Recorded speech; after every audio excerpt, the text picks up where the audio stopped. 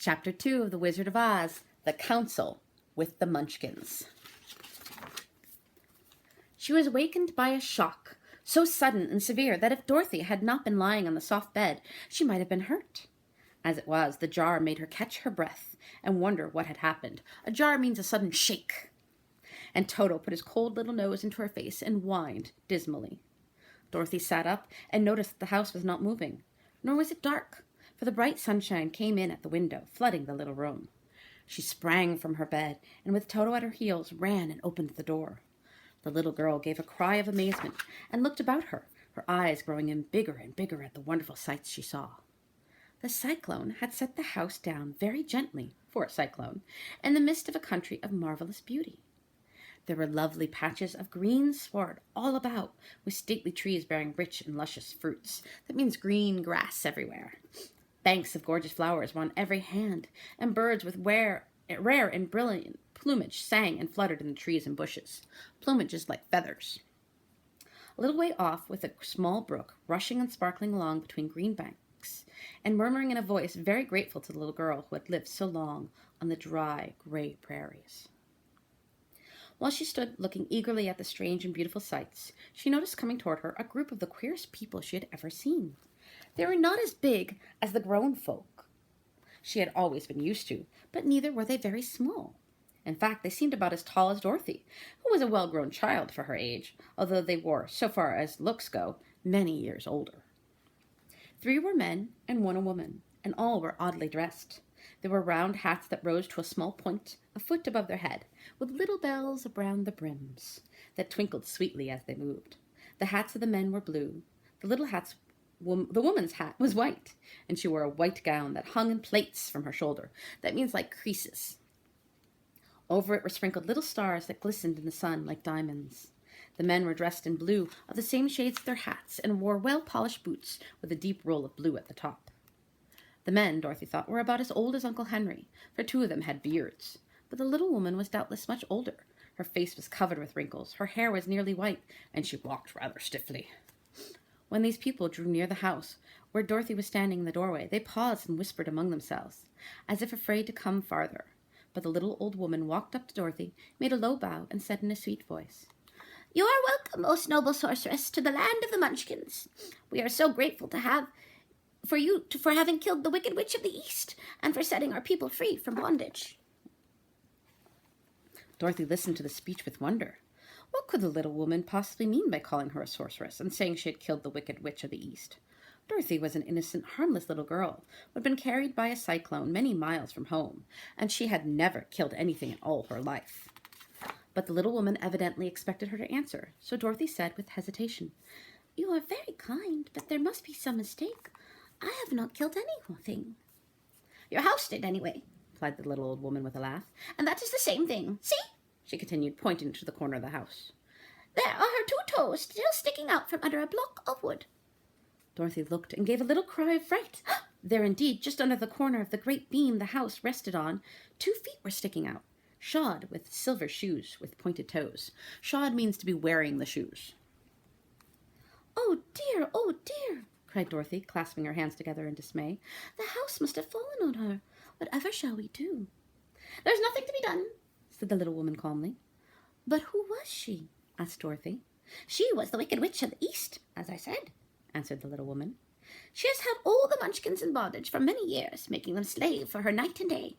Now they are all set free, and are grateful to you for the favor."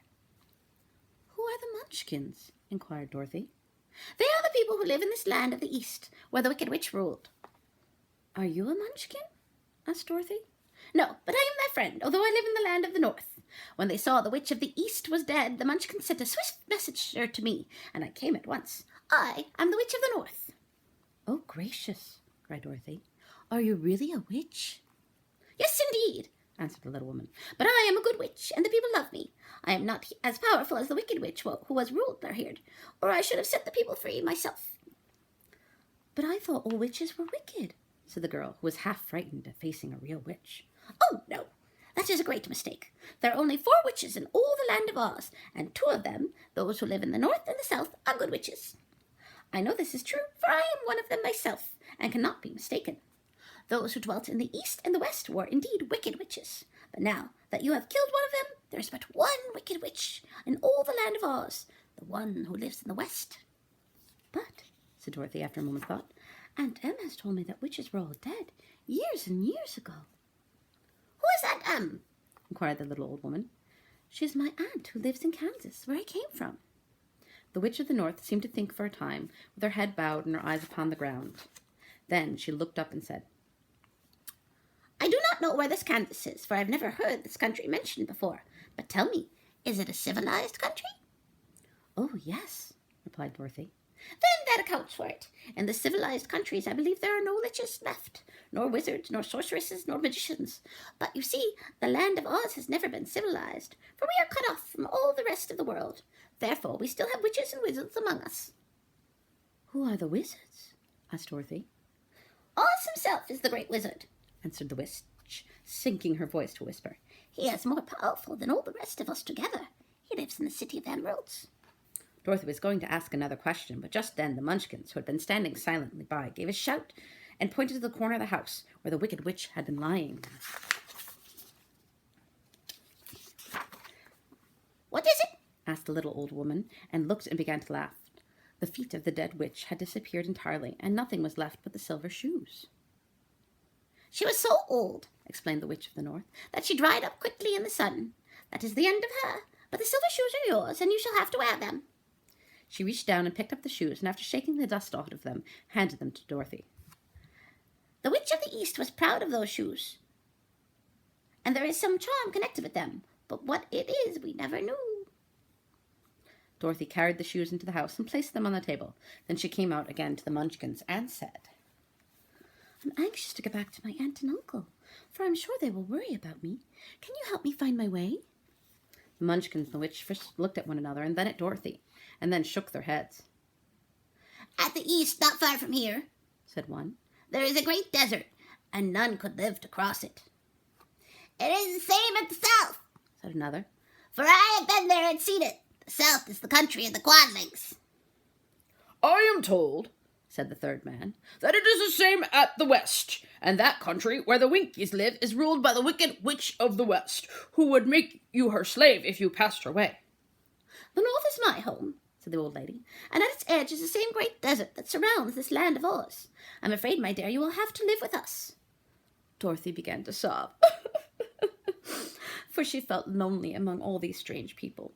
Her tears seemed to grieve the kind-hearted Munchkins, for they immediately took out their handkerchiefs and began to weep also, as the little old woman, who took off her cap and balanced the point at the end of her nose while she counted 1, 2, 3, in a solemn voice.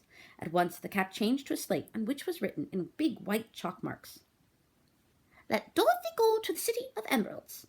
The little old woman took the slate from her nose and, having read the words on it, asked, Is your name Dorothy, my dear? Yes, answered the child, looking up and drying her tears. Then you must go to the City of Emeralds. Perhaps Oz will help you. Where is this city? asked Dorothy. It is exactly in the center of the country and is ruled by Oz, the great wizard I told you of. Is he a good man? Inquired the girl anxiously. He is a good wizard. Whether he is a man or not, I cannot tell, for I have never seen him. How can I get there? asked Dorothy. You must walk. It is a long journey through a country that is sometimes pleasant and sometimes dark and terrible. However, I will use all the magic arts I know of to keep you from harm. Won't you go with me? Pleaded the girl, who had begun to look upon the little old woman as her only friend. No, I cannot do that, but I will give you my kiss, and no one will dare injure a person who has been kissed by the Witch of the North. She came close to Dorothy and kissed her gently on the forehead. Where her lips touched the girl, they left a round, shining mark, as Dorothy found out soon after. The road to the City of Emeralds is paved with yellow bricks, said the witch, so you cannot miss it.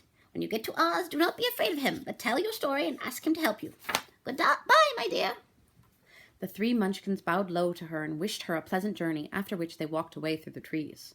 The witch gave Dorothy a friendly little nod, rolled around on her left heel 3 times, and straightway disappeared, much to the surprise of little Toto, who barked after her loudly enough when she had gone, because he had been afraid even to growl while she stood by. But Dorothy, knowing her to be a witch, had expected her to disappear in just that way, and was not surprised in the least.